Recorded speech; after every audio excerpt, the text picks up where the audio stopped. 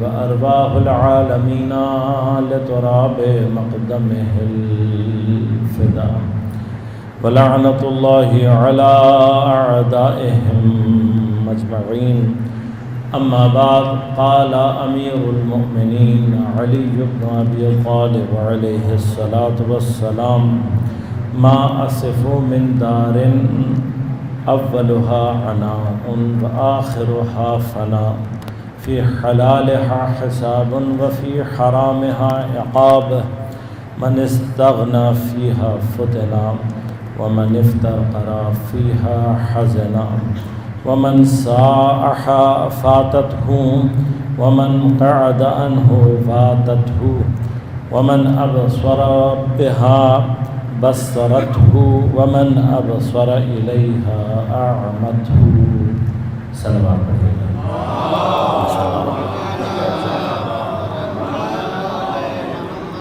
مومنین کرام، سامعین محترم، عزیزان گرامی قدر، دنیا نہج البلاغہ کی نگاہ سے اس عنوان سے ہماری گفتگو کا سلسلہ جاری ہے۔ اس سے پہلے کہ میں اپنی عرائض آپ کی خدمت میں پیش کروں، سب سے پہلے میں آپ تمام کی خدمت میں اعیاد شعبانیہ جو انشاءاللہ جو پیش رو ہیں سب کی تبریک و تہنیت پیش کرتا ہوں، اور آپ سب اور اپنی جانب سے ان تمام اعیاد کے حقیقی وارث امام زمان علیہ السلام کی خدمت اقدس میں تبریک اور تہنیت پیش کرتے ہیں۔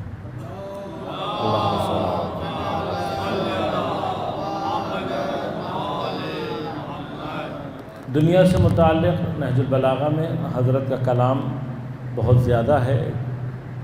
ابھی ہم پہلا خطبہ جو مکمل طور پر حضرت نے دنیا کے بارے میں بیان کیا، یعنی جو اس میں نقل ہے، جو کامل نہج البلاغہ کے اعتبار سے کامل خطبہ نمبر 80 ہے، بعض نسخوں میں 81 ہے، جو کہ دنیا کی صفات کے حوالے سے امام نے بیان فرمایا، اور ابتدا ہی امام کریں ما اصفو، میں کیا توصیف بیان کروں، کیا تعریف بیان کروں، کیا صفات بیان کروں، من دارن، اس گھر کی کہ اولھا عناء، جس کی ابتدا سخت ہے، آخرھا فنا، جس کی آخر اور انتہا فنا ہے، حلال میں جس کے حساب ہے، حرام میں جس کے عذاب اور عقاب ہے، اس گھر کے اندر من استغنى فیہا، اس گھر کے اندر جو مستغنی ہو گیا، آسائش کی زندگی گزار رہا ہے،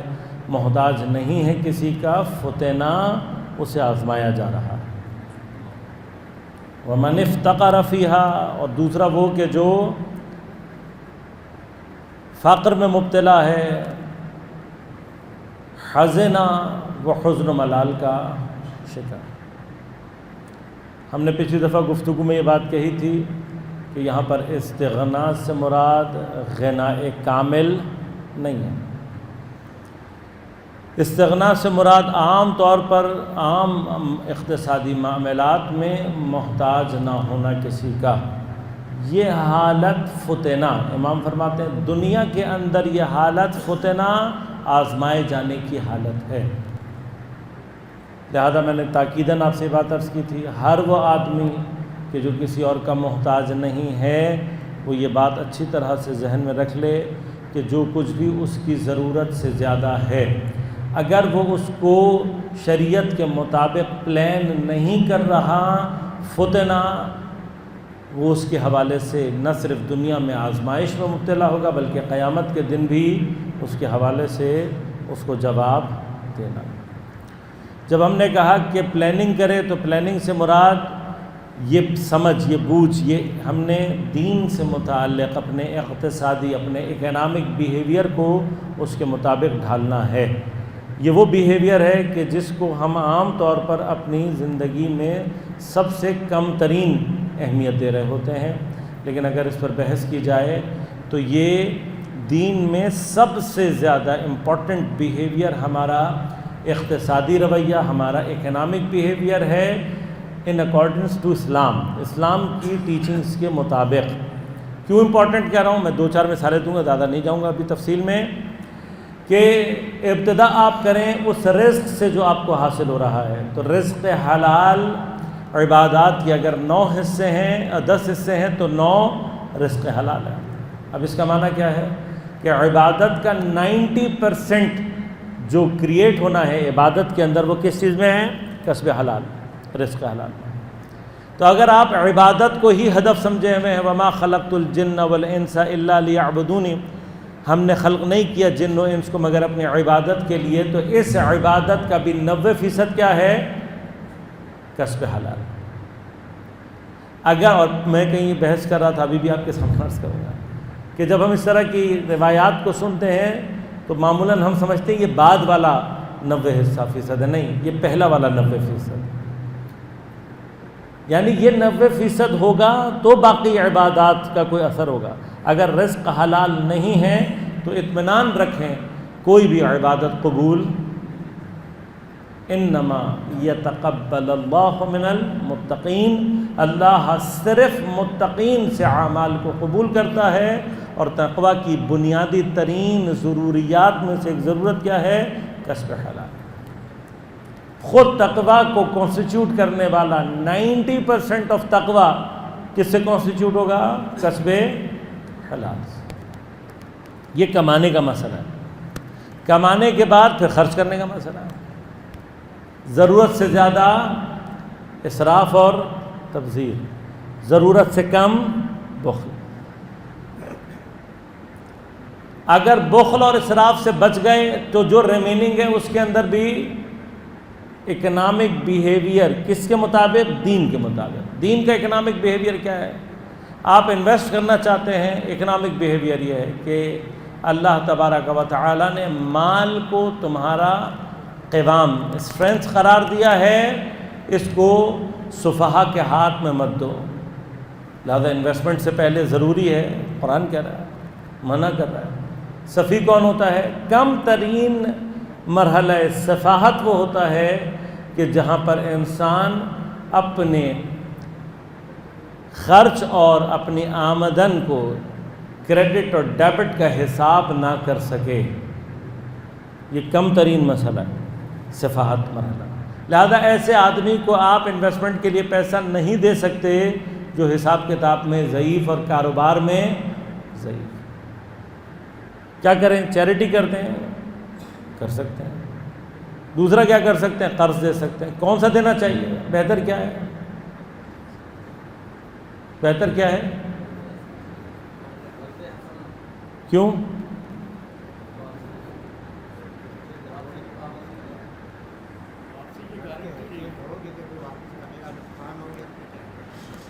قرض اور صدقے میں کیا چیز افضل ہے؟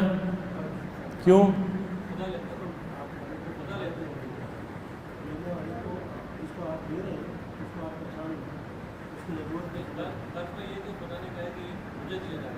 امام نے فرمایا ہے کہ جب تم کسی کی مدد کرتے ہو، صدقہ دیتے ہو، وہ خدا مستحق کے ہاتھ میں سے پہنچنے سے پہلے خدا کے ہاتھ میں جاتا ہے۔ کیا فرق ہے؟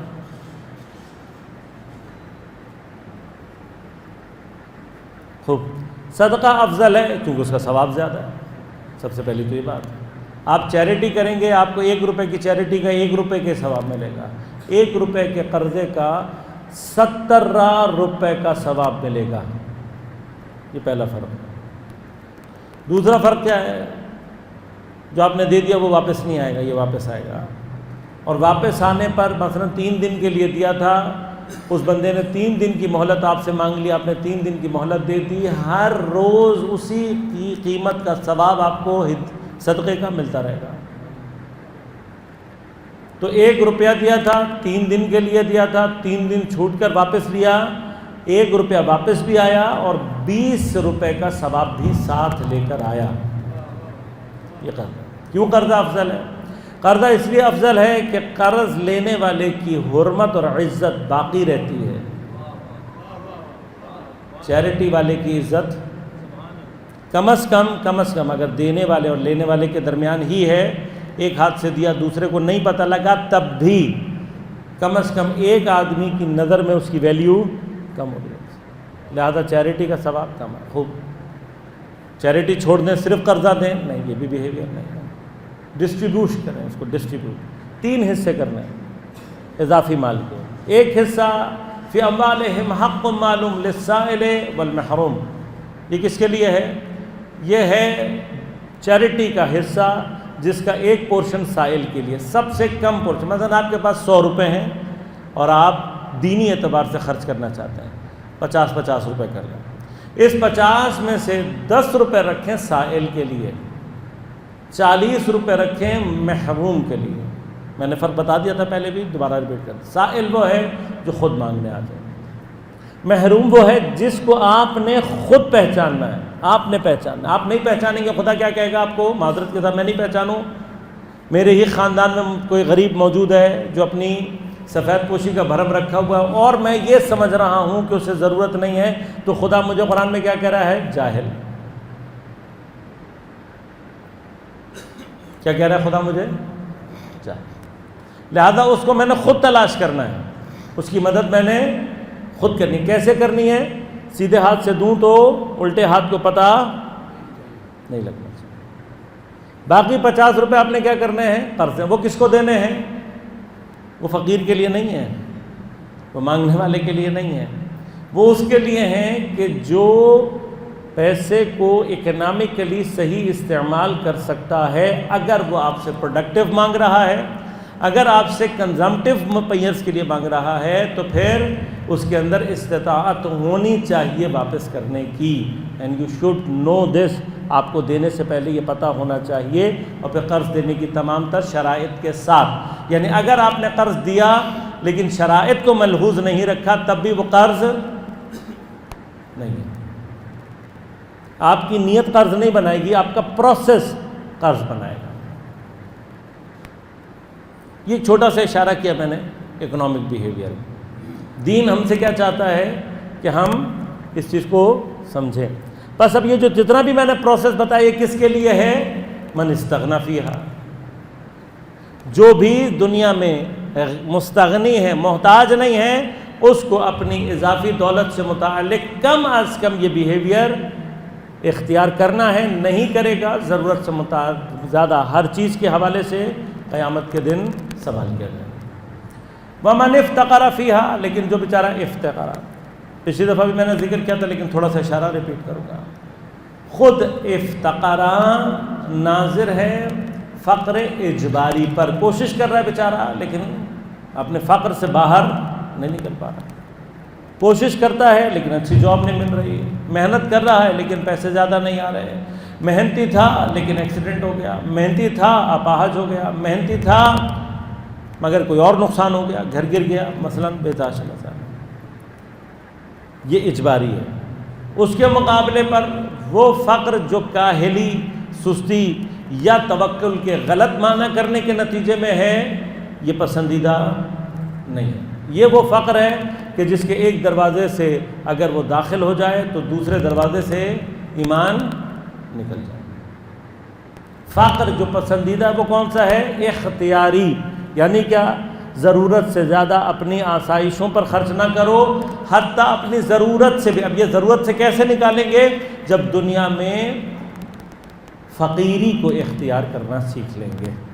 رحمت جب آپ فقیری کو اختیار کریں گے تو پھر یعنی ضرورت دین میں آپ کی اکنامک کنڈیشنز کے ان اکارڈنس ہے. یعنی آپ اگر کسی امیر کے گھر گئے اور آپ نے دیکھا بھائی اس کے گھر میں تو بہت سامان ہے، یا مثلاً اس کے دسترخوان پہ تو بہت کچھ رکھا وغیرہ وغیرہ، یا یہ بہت مہنگی چیز کھا رہا ہے، تو یہ اس کی نسبت سے اسراف نہیں. بعض اگر فقر کو اختیاراً مثلاً اس اعتبار سے صرف پیسے کو بچانے کے لیے کمتر شے کھائے گا تو بخیل ہوگا. ایک شخص جس کو اللہ نے وسعت دی ہوئی ہے، وہ اچھا کھا سکتا ہے، مہنگا کھا سکتا ہے، لیکن اس کے باوجود صرف پیسے بچانے کی نیت سے، صرف اس نیت سے نہیں کہ یہ پیسہ میں کسی اور کو دے دوں، اس نیت سے کہ یہ پیسہ میں بچا لوں، اپنے سٹینڈرڈ سے اگر کم استعمال کر رہا ہے بخیل ہے، اور اس کا الگ مسئلہ ہے. لہذا دولت ہر اعتبار سے فتنہ. فقر حزنا لازم آتا ہے. فقر اپنے ساتھ کیا لے کر آتا ہے؟ حزن. من ساعھا فیہا، جس نے بھی، من ساعھا فاتت ہو، جس کسی نے بھی سعی و کوشش سے سعی جب ہم کہتے ہیں لفظ سعی تو سعی سے یقیناً ہمارے ذہن میں اصطلاحی حج کے معنی میں بھی ایک چیز آ جاتی ہے. اس کا اگر وہ بھی ذہن میں ہے تو اس لفظ سعی کی ایک کنڈیشن آپ کے ذہن میں رہنی چاہیے. ہمارے ہاں اردو میں بھی ایک لفظ ہوتا ہے کوشش، شاید وہ اس سعی کے معنی کے برابر ہو شاید، لیکن سعی کا جو اصل معنی ہے وہ یہ ہے کہ انسان باہدف اگر کوشش کرتا ہے تو وہ سعی میں تبدیل ہوتی ہے. یعنی کوشش تو کر رہا ہے لیکن بے ہدف ہے تو یہ صحیح نہیں کہلاتی. ہدف مند کوشش صحیح کہلاتی. یعنی دنیا کے اندر اگر آپ ہدف مند کوشش کریں گے فاتتہ مل جائے گی آپ کو. اب اگر اس جملے کو تھوڑی سی دیر کے لیے آپ سالو کریں تو شاید کچھ ہمارے اپنے بھی پرابلمز یہاں موجود ہیں. امام کیا کہہ رہے ہیں کہ جو کوئی بھی دنیا میں کوشش کرتا ہے فاتتہ، یہ کیا کرتی ہے اس کے اوپر غلبہ کر لیتی. جتنے بھی دنیا میں افراد اس اعتبار سے آپ غور کریں کہ جو بھی کوشش، مسئلہ کیا ہے، ملے گی بھی اسی راستے سے، لیکن اگر انسان دنیا کی کوشش میں گم ہو جائے تو نتیجہ کیا نکلتا ہے، اس کی آرزوئیں بڑھنا شروع ہو جائیں. صحیح ہے ہدف مند، لیکن اگر دنیا سے متعلق ہو جائے تو کیا کرے گی، آپ کی حوث کو، آپ کی کیفیت کو غلبہ کرے گی، آپ کے اوپر بڑھتی چلی جائے گی. لہذا پھر کیا ہوگا، آپ نے ابھی پہلے یہ سوچا کہ میں ایسا لباس لے لوں، وہ لینے کے بعد فوراً ہی آپ کے اندر غلبہ پیدا ہوگا کہ یار میں وہ فلاں برانڈ لے لوں، میں فلاں چیز لے لوں، میں فلاں رنگ لے لوں، میں فلاں چیز لے لوں. اس کے مقابلے پہ امام فرماتے ہیں کہ من قعد عنہا واتتہ، اگر آپ دنیا کے اندر اس کوشش میں لگے رہیں گے یہ بڑھتی رہے گی. قعد عنہا، قعدہ بیٹھنے کو کہتے ہیں، قعد عن اس کے مقابلے پر کیا کر لو، اس سے عن کے معنی یہاں پر کیا آئے گے، قعد عن، قعدہ خود بیٹھنا ہے، عن دنیا سے بیٹھ جاؤ، دنیا کے مقابلے پر بیٹھ جاؤ. یعنی کیا، جیسے دنیا آپ کو چلا رہی ہے، ہر دانے کے بعد اس سے اچھا دانا پڑا آپ چلتے چلے جائیں گے. لیکن اگر آپ بیٹھ گئے، آپ کہیں نہیں اس سے آگے نہیں، تو دنیا وہی دانا آپ کی جھولی میں لا کے ڈالنا شروع کر دے گی. جب تک آپ چلتے رہیں گے چلاتی رہیں گے، لیکن جب آپ بیٹھ جائیں گے تو یہی دنیا خود چل کر آپ کے پاس آ جائے. پچھلی دفعہ میں ریپیٹ صرف اس سے کر رہا ہوں کہ بعض معنی ایسے ہیں کہ جو تکرار کے بغیر کلیئر نہیں ہوتے. جہاں یہ آپ کے اندر اپنی خواہشات کو بڑھا رہی ہے وہاں پر ایک اسٹاپ لگاؤ. یہ نہیں کہ دنیا میں دنیا کے اعتبار سے کوشش کریں. جیسے ہی آپ دنیا کو آخرت کے اعتبار سے کرنا شروع کریں گے وعدت ہوئی آپ کے پاس. اب پتہ کیسے چلے گا، پیمانہ کیا ہے، پیمانہ یہ دنیا میں کسی کام کے لیے کوشش کر رہے ہیں، آپ کو نہیں مل رہا اس طریقے سے جیسے آپ سوچ رہے ہیں. اگر آپ مجبور ہو رہے ہیں، غمزدہ ہو رہے ہیں، تو اس کا مطلب آپ کی حصول کی کوشش خود دنیا تھی. لیکن آپ نے کوشش کی، رزلٹ آ گیا تو آپ اس کو اس مقصد یعنی آخرت کے لیے استعمال کریں. نہیں ملا تو پھر حوض نجات نہیں ہونا چاہیے. کوشش کی تھی، ہوتے نا کچھ لوگ آپ نے دیکھا ہوگا کہ کوشش کرتے نقصان ہو جاتا، وہ کہتا ہے ٹھیک ہے کوشش کی تھی ختم ہو گیا، نہیں ہو سکتا. لیکن کچھ میری طرح کے ہوتے ہیں، وہ کیا ہوتا ہے کہ جب آئیڈیا لگا کر بیٹھے ہوئے ہوتے کہ میں یہ کر رہا ہوں تو مجھے اتنے کا فائدہ ہو جائے گا، ہو جائے گا، وہ نہیں ہوتا. اب میں زبانی جتنا مرضی لوگوں کو یہ کہہ رہا ہوں کہ جناب میں تو فلاں کام کے لیے، میں تو اللہ کے راستے میں، میں تو فلاں فلاں فلاں. ابھی IRC میں گفتگو ہو رہی تھی تو وہاں میں نے اس کو ریپیٹ کرتے رہتا ہوں.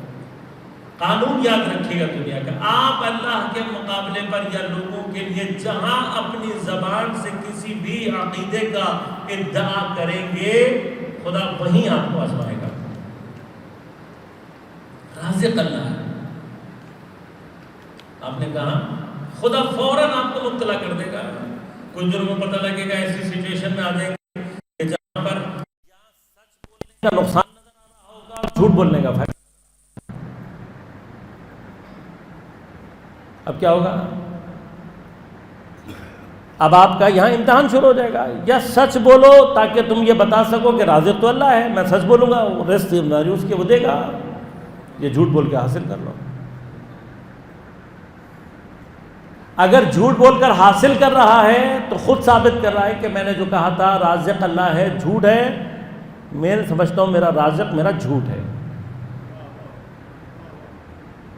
بازار میں عام حاصل, عام کوشچن ہے, آغا صاحب پورا بازار ایسا ہے, اگر ہم ایمانداری کریں گے تو ہم کما نہیں سکتے. اس جملے کا معنی کیا ہے؟ اس کا مطلب یہ کہ آپ اپنا رازق بے ایمانی کو سمجھتے ہیں, خدا کو. لہذا ایمان, میں نے یہ ریپیٹ بار معذرت چاہوں گا, کچھ جملے اگر ریپیٹ ہوتے ہیں لیکن تکرار.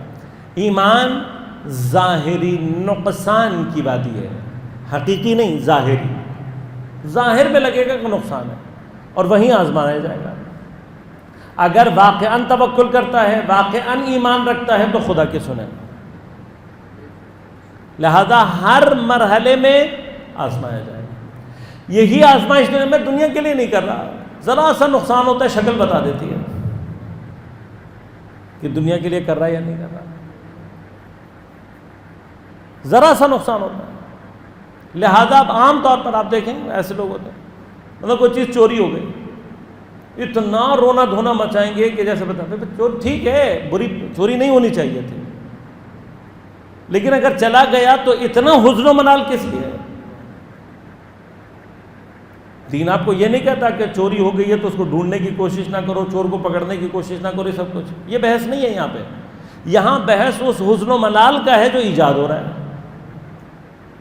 چوری کا جو جانے کا, ہاتھ سے جانے کا جو نقصان ہے, کچھ لوگ 1000 روپے ان کے کہیں گر گرا جاتے ہیں, وہ ایسے پریشان ہو جاتے ہیں کہ جیسے پتہ نہیں کیا ہو. لہذا یہی بیہیویئر ہمارا دنیا کے اعتبار سے پھر باقی تمام جگہوں پر ظہور کرتا ہے. ہم سے لوگوں کی غلطیاں معاف نہیں ہوتی. جو دوسرے کی غلطی معاف نہیں کر سکتا وہ ان لوگوں میں سے ہے کہ جس کا خدا کے اوپر کوئی ایمان نہیں. اور ایسا شخص قیامت کے دن خدا سے اس چیز کی امید نہ رکھے کہ خدا اس کے ساتھ رحم کا سلوک کرے گا. جو دنیا میں لوگوں کو معاف نہیں کر سکتا, ان کی غلطیوں سے درگزر نہیں کر سکتا, قیامت میں خدا ہرگز اس کی غلطیوں سے درگزر نہیں کرے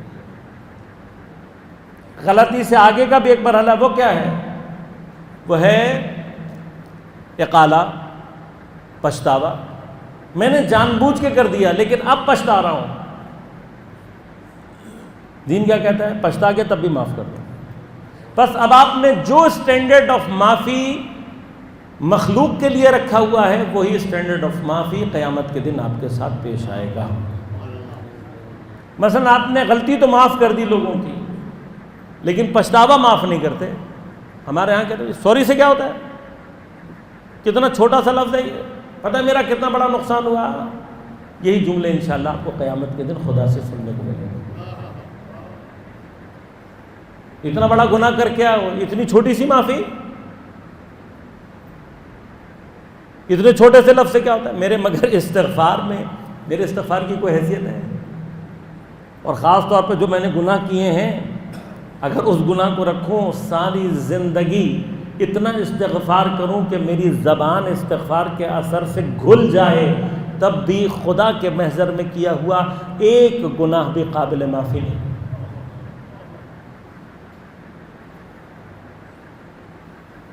لیکن وہ اس عظمت کے ساتھ میری تمام تر پستی اور بے شرمی کے باوجود میرے ایک استغفار کا انتظار کر رہا ہوتا ہے. لہذا یہ جو اسٹینڈرڈ آپ, حتیٰ پھر آخری مرحلہ کیا ہے استغفار کا, کہ جہاں کسی نے آپ کے ساتھ جان بوجھ کر کیا, پچھتا بھی نہیں رہا ہے, تب بھی معاف کرنا ہے. مشکل کام ہے معاف کرنا. کر دے معاف, کیا ہوا؟ کس کو معاف نہیں کرنا؟ جو اللہ کا دشمن ہے, جو دین کا دشمن ہے, جو اہل بیت کا دشمن ہے. میری ذات سے متعلق ہے, چاہے میرا بدترین دشمن ہی کیوں نہ ہو, معاف کرنا ہے. پرسنل بیہیویئر سے. اب آپ اسٹینڈرڈ کے اعتبار سے ذات میں جتنا بیہیویئر رحم کا ترحم کا اختیار کریں گے قیامت کے دن.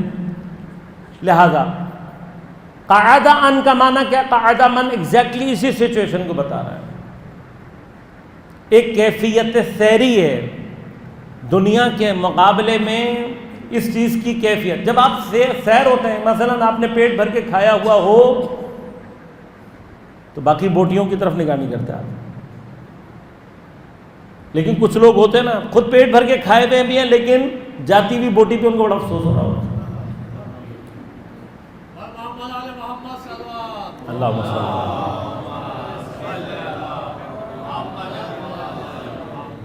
بہت کامن بیہیویئر ہے یہ، دوسروں کے لیے، آپ کے لیے نہیں کہہ رہا ہوں، اپنے لیے کہہ رہا ہوں. اگر میرے اندر یہ چیز پائی جائے گی، اس کا مطلب کیا ہے؟ میں دنیا میں اس حد تک انوالو ہوں کہ حتیٰ ایک بوٹی بھی دوسرے کی پلیٹ میں جاتی ہوئی، حالانکہ خود پیٹ بھر کے کھا چکا ہوں، یہ دنیا ہے. لیکن جیسے ہی آپ نے یہ بیہیویئر سیکھ لیا کہ بھائی بس ایک آ گئی کافی ہے، تو آپ ہی وہ ہوں گے جو اپنی پلیٹ سے اٹھا کر دوسروں کی پلیٹ میں ڈال رہے ہوں گے. کتنا آسان ہے نا. جیسے ہی آپ نے اپنے آپ کو روکا، اتنی ہو جائے گی کہ آپ دوسروں کو دینا شروع کر دیں. لیکن جب تک، اور معیار کیا ہے؟ معیار میں نے آپ کی خدمت میں عرض کر دیا، یہ چیک کرنا کہ میرے اندر دنیا کی لالچ کتنی ہے. سب سے خوبصورت ترین جملے یہ وہ جملے ہیں کہ واقعاً یعنی جس نے بھی یہ جملے پڑھے ہیں اس نے اس کے بعد سر دھونا ہے. من ابصر بہا بصرتہ. بحث میں کر چکا ہوں، اگر تھوڑا سا یاد ہوگا آپ کو، عشرے میں ہم نے یہ بحث کی تھی نظر میں اور بصر میں کیا فرق ہوتا ہے. نظر آنکھ کی قوت ہوتی ہے، بصر خاص طور پر دیکھنا، اور پھر وہیں سے بصیرت اور بصارت کی بحث. من ابصر بہا، جو دنیا کو، بہا با یہاں پہ بائے وسیلہ ہے. وہ بعض اوقات ہمارے آپ نے سنا ہوگا ترجمہ ہو رہا ہوتا ہے بسم اللہ کا، ساتھ نام اللہ کے، کہیں نہ کہیں آپ کے سماعتوں میں چلا، وہاں پہ با کا جو معنی کر رہے ہوتے ہیں ٹول کا، یعنی اللہ کے نام کے ساتھ، یا اللہ کے نام کے ذریعے سے، یا اللہ کے نام کے وسیلے سے شروع کرتا ہوں یا یہ کام انجام دے رہا ہوں. تو ترجمہ کیا کرتے ہیں؟ مطلب ساتھ نام اللہ کے. وہ ساتھ یہاں پر جو مراد ہوتا ہے وہ بائے وسیلہ ہے. اگر کوئی دنیا کو، اب غور کیجیے گا، بڑا خوبصورت جملہ ہے یہاں پہ، امام نے نہیں کہا من نظر آنا،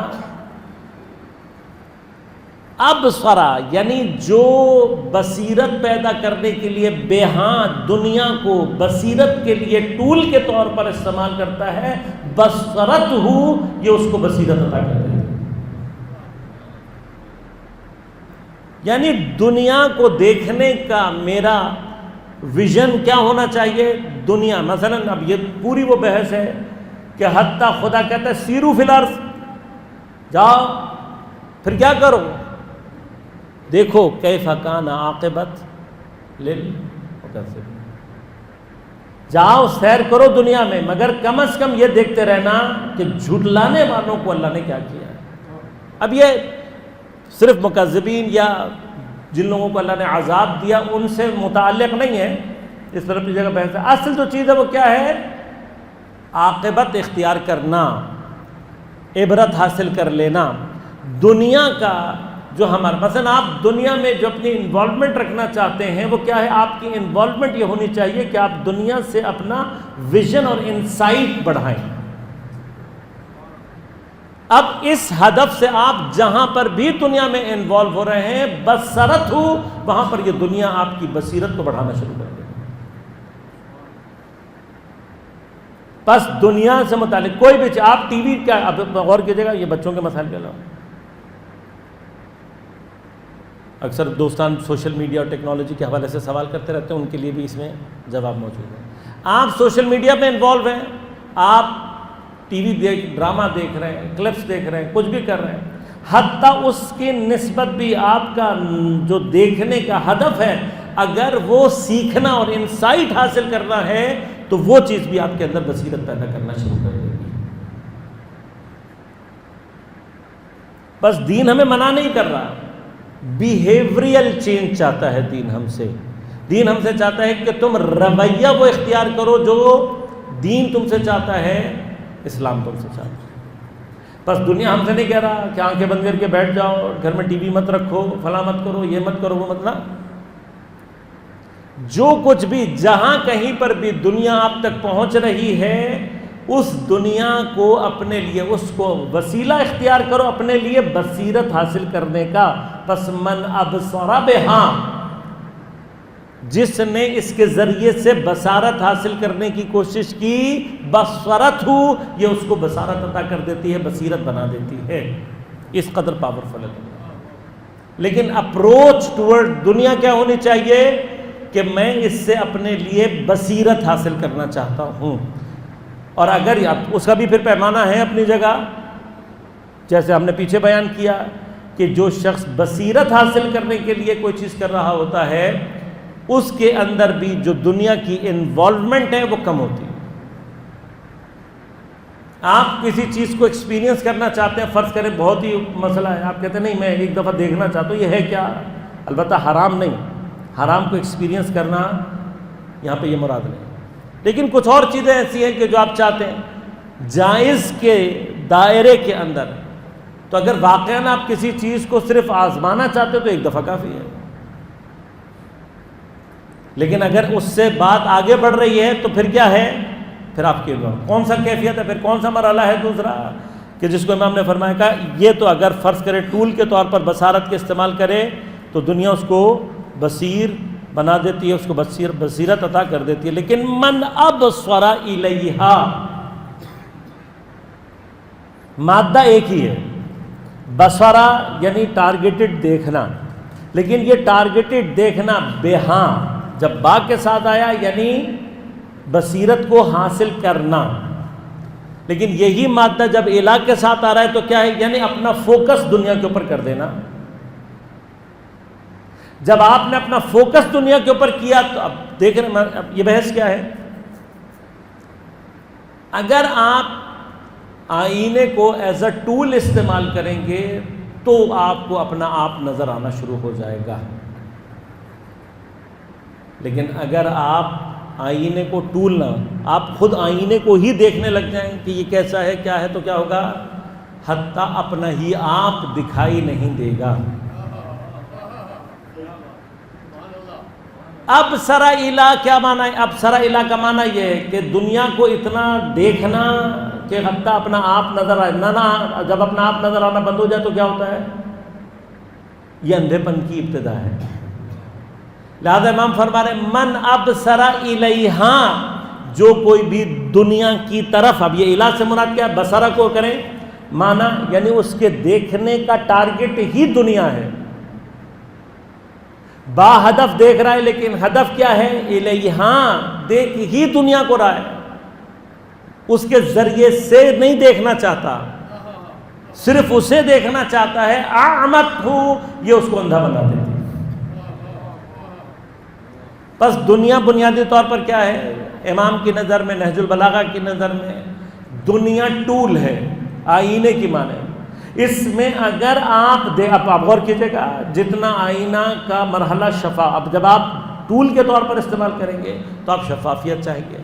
تب آپ کیا چاہیں گے؟ کہ اس کے اندر روشنی کا انتظام ایسا ہو. یعنی کیا ہوگا؟ جتنی پھر وہ چیزیں بڑھتی چلی جائیں گی اور پھر جتنا آپ کا دیکھنے کا، توجہ کا مرحلہ شدید ہوتا چلا جائے گا، اتنا ہی آپ کی بصارت کم از کم. اب غور کیجئے گا، میں صرف مثال دے رہا ہوں تاکہ بات آپ تک پہنچا سکوں. آئینے کو مثال لیں دنیا کی مانند، تو حتیٰ اگر اس ٹول کو صحیح استعمال کیا جائے تو یہ آپ کو وہ بھی دکھا سکتا ہے جو آپ اپنی نیکڈ آئی سے نہیں دیکھ سکتے. مثلا کامن اگزامپل کیا ہے کہ آپ سورج کو مستقیماً نہیں دیکھ سکتے، لیکن بہت ساری کنڈیشنز میں آئینے کے تھرو آپ سورج کو دیکھ سکتے ہیں. بس دنیا کا مرحلہ یہ ہے، نہ صرف آپ کی اپنی نسبت. اب میں اگر دنیا کو آئینے کے طور پر استعمال کر رہا ہوں تو آئینے میں جو سب سے پہلی چیز نظر آتی کیا ہے؟ وہ میرا اپنا ذات ہے. اگر میں دنیا سے اپنی اصلاح نہیں کر رہا ہوں تو یہ اندھے پن کی ابتدا ہے. اب جو اندھا ہے اپنے ہی آپ کی اصلاح نہیں کر رہا تو پھر کیا ہے؟ دوسروں کی اصلاح اس کے اندر کبھی بھی نہ بھی نہ کسی کو راستہ نہیں دکھا سکتا۔ لہذا من ابصر بہا شروع کہاں سے ہوگا؟ جہاں پر دنیا کو میں سب سے پہلے اپنے لیے استعمال کروں، یعنی اپنی آرائش، اپنے آپ کو سدھارنے، اپنی نقائص کو دور کرنے کے لیے استعمال کرنا شروع کروں۔ اگر اسی مطلب کو ہم تھوڑا سا سمجھیں تو کیا ہوتا ہے کہ جب ابصر بہا ہوتا ہے تو دنیا میرے لیے آزمائش کا مرحلہ بنتی ہے، میری ہر ناکامی دنیا میرے اندر بتا رہی ہوتی ہے کہ تمہارے اندر کس چیز کی صلاحیت ہے اور کس چیز کی صلاحیت نہیں ہے، تم نے کہاں غلطی کی اور کہاں غلطی نہیں کی۔ لیکن جب من ابصر الیہا ہو جاتا ہے تو کیا ہوتا ہے؟ دنیا انسان کو اتنا اندھا بنا دیتی ہے کہ حتیٰ اس کو اپنی کی ہوئی وہ غلطی بھی نہیں دکھائی دیتی جس کو وہ جانتا ہوتا ہے۔ لہذا جب انسان من ابصر الیہا کے منزل میں ہوتا ہے تو کیا ہوتا ہے؟ حتیٰ وہ اپنی غلطیوں کو ایکسیپٹ نہیں کر رہا ہوتا، اور جب انسان اپنی غلطیوں کو ایکسیپٹ نہیں کر رہا ہوتا تو کیا ہوتا ہے؟ پھر اس کو سارے ہی غلط دکھائی دیتے۔ سب کا غلط دکھائی دینا یہ خود کیا ہے؟ اندھے پن کا ایک مرحلہ ہے۔ ہمارے ہاں اردو میں ایک مثال ہے، وہ کہتے ہیں ساون کے اندھے کو سب کیوں؟ وجہ کیا ہے اس جملے کی؟ وجہ یہ ہے کہ ساون میں جو اندھا ہوا ہوگا، یعنی بہار کے مہینے میں جو اندھا ہوا ہوگا، تو اس نے جو آخری چیز دیکھی ہوگی وہ سبزہ ہوگا۔ اب اگر اس کو کوئی چیز یاد رہ جائے گی تو وہ کیا ہوگا؟ وہی سبزہ ہوگا۔ ہر چیز کو کیا کہے گا؟ سب سمجھے گا۔ جو انسان دنیا کے معاملے میں اپنی ذات سے متعلق اندھا ہو جائے تو اس کا یہ اندھا پن تمام مقامات پر اس کی دنیا کی تمام ایٹیچیوڈز اور اس کے بیہیویئر میں ظاہر رہتا ہے۔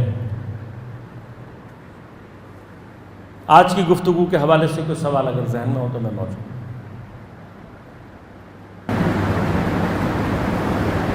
آپ نے فرمایا کہ قرض لینا بہت زیادہ ثواب ہے اور آپ نے اسی لیے سمجھتے ہیں کہ 10 روپئے جو ہے وہ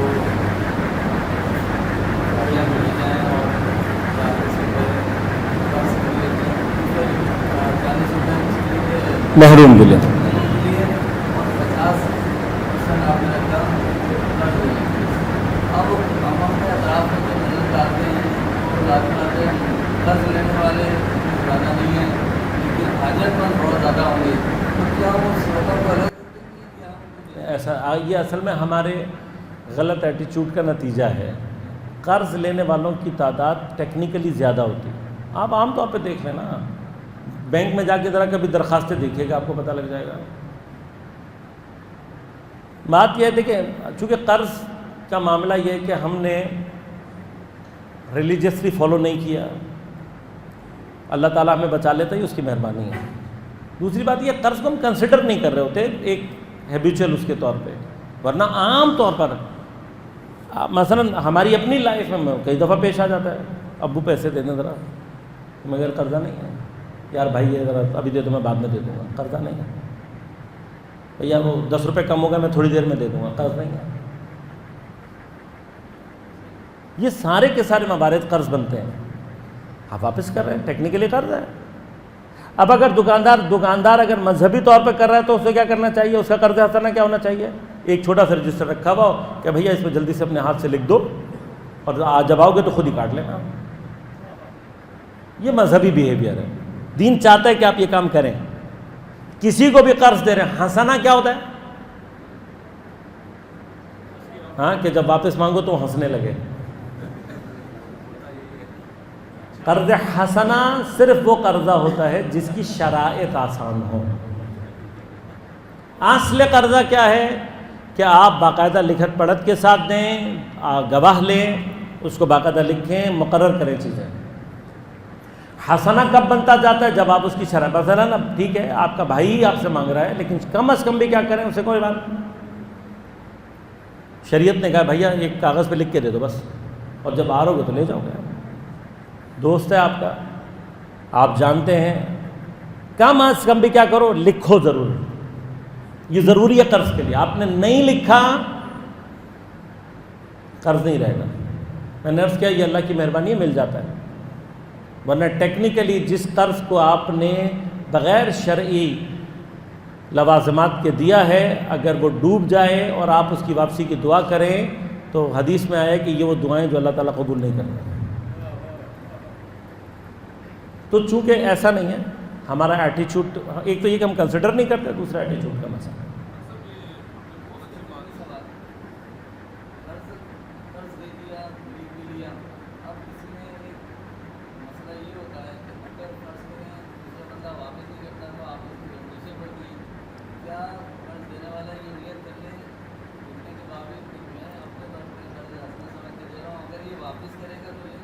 وہ ساری بحث کر دی نا آغا صاحب. اب مسئلہ کیا ہے؟ مسئلہ دیکھیے دین شریعت کیا سب سے زیادہ نا دین کی خوبصورتی یہی ہے. دین آپ کو نقصان نہیں ہونا، آپ فالو کریں دین کو، اس کے بعد دین آپ کو نقصان نہیں ہونے دے گا. کیسے نہیں ہونے دے گا؟ ایسے نہیں ہونے دے گا. اگر میں نے آپ سے قرضہ لیا اور میں نے سوچا، میں نے کہا ٹھیک ہے واپس کون کرتا ہے، جس وقت میں نے یہ نیت کی خدا میرا نام چوروں میں لکھ دے گا. آپ کا مال چوری ہو سکتا ہے یا نہیں ہو سکتا؟ ابھی ہو سکتا ہے. چوری پر آپ کا بیہیویئر کیا ہونا چاہیے؟ ابھی میں نے بات کی کیا ہونا چاہیے.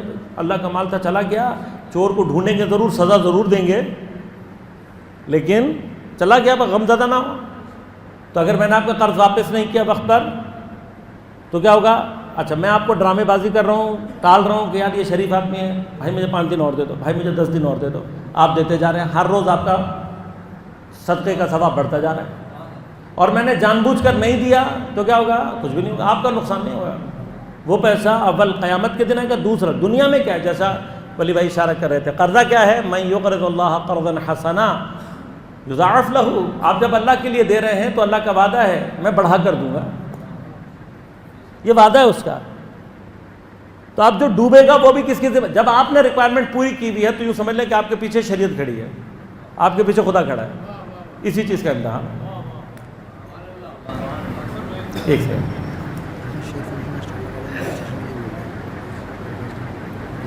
کیلنڈر تو دیتے نہیں ہوں. بتائیے.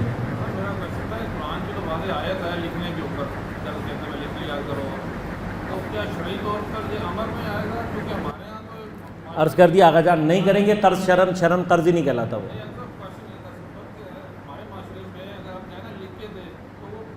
تو بھائی مائنڈ کرنے دینا، کیا ہو گیا اس میں؟ مسئلہ ہو گیا.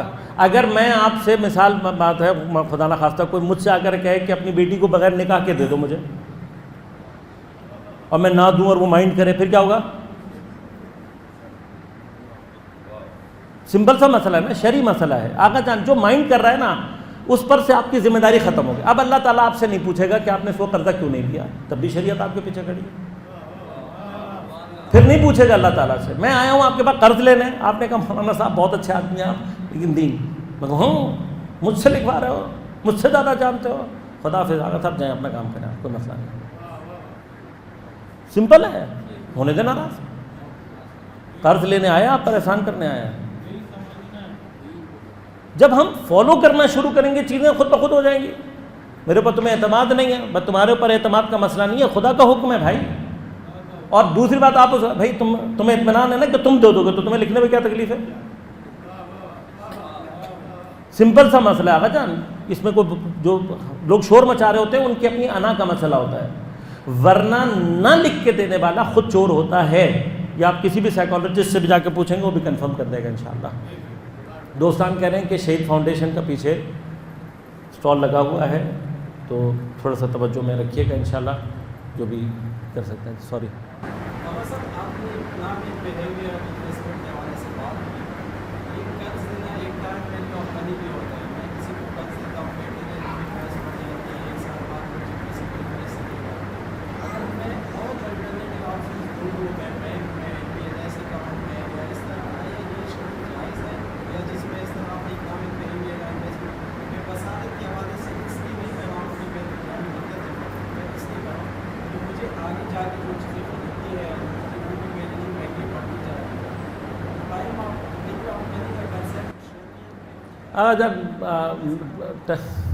ٹائم ویلیو آف منی صرف ایک اسپیکولیٹو میئر ہے.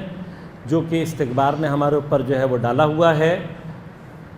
آپ نے قرض دیا تھا, اتفاقاً کل ڈالر گر گیا, اضافی پیسے واپس کریں گے؟ آغا جان میری جواب کا بات کا جواب دے دیں بھائی. اوپر نیچے ہوتا تو رہتا ہے نا. آپ وہ لکی آدمی تھے جس نے آج قرض دیا تھا, کل واپس لینا تو کل ڈالر گر گیا, آپ اضافی پیسے واپس کریں گے؟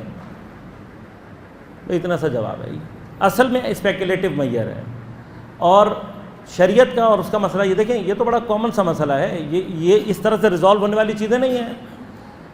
جو ٹائم ویلیو آف منی ہے اس کو آپ ریزالو کر سکتے ہیں, البتہ اس کو کسی اور طریقے سے وہ کر سکتے ہیں. مثلا آپ پیسے نہ دیں, آپ چیز دے دیں. آپ کہیں بھائی میں آپ کو پیسے نہیں دے سکتا, یہ چیز دے رہا ہوں اور یہ کچھ عرصے بعد یہ چیز واپس لوں گا. اور اس کے سلوشنز ہیں بہت سارے, لیکن دین اس لیے ہم سے کہتا ہے کہ آپ اس میں کریں, کیونکہ جتنا دیکھیں آپ اپنی پرسنل حیثیت میں لوگوں کے ساتھ کوآپریٹ کر سکتے ہیں, لیکن جب آپ کسی انسٹیٹیوٹ کے ساتھ جائیں گے تو بہت سارے اس کی چیزیں ختم. مثلا آپ نے مجھے قرضہ دیا تھا, میں واپس نہیں کر سکا, میرے ساتھ کوئی حادثہ آ گیا, ٹھیک, اب آپ کو پتہ ہے کہ میرے ساتھ کوئی حادثہ پیش آیا ہے, تو آپ میری نسبت یہ کر سکتے ہیں کہ بھئی یہ سید ہے, میرا خمس بھی ڈیو ہے مثلا, تو میں آپ بڑے آرام سے میرا جو قرضہ ہے وہ آپ معاف کر دیں گے, آپ کا قرض شریعت بیک پر ہے. آپ کیا کہتے ہیں, جو سلوشنز دین کے پاس ہے دنیا میں کسی اور کے پاس نقصان نہیں ہونے دیتا دین. آپ یہ کام آپ بینک میں نہیں کرا سکتے, کرا سکتے ہیں.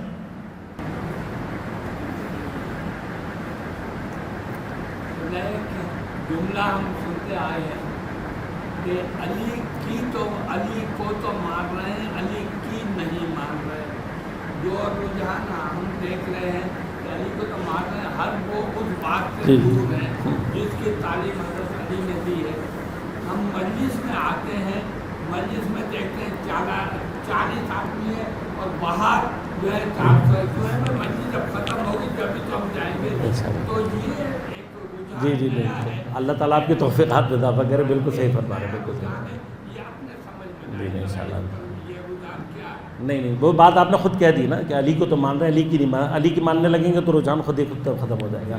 دعا کرتے ہیں پروردگار کے حضور بار الہ بحق ظہر آبادی حب بعد بنی ہاں, تجھے مولودین شعبانیہ کا واسطہ ہے بار الہ, امام زمان علیہ السلام کے ظہور میں تعجیل فرما, ہمیں دین سمجھ میں اس پر عمل کرنے کی توفیق عنایت فرما, تمام علماء مراجع اعظام تمام مومنین کی حفاظت فرما, تمام بیماروں کو صحت کامل عاجل عنایت فرما, تمام اسیروں کو بالخصوص مولانا ناظر عباس تقوی کو جلد از جلد رہائی عنایت فرما, ہم سب کو امام زمان علیہ السلام کے اعوان و انصار میں شمار ہونے کی توفیق عنایت فرما. ربنا تقبل منا انک انت السمیع العلیم برحمتک یا ارحم الراحمین. بسم اللہ الرحمن الرحیم. اللہم کن لولیک الحجۃ ابن الحسن صلواتک علیہ وعلی آبائہ فی هذه الساعة وفی کل ساعة ولیا وحافظا وقائدا وناصرا ودلیلا وعینا حتی تسکنہ ارضک طوعا وتمتعہ فیہا طویلا.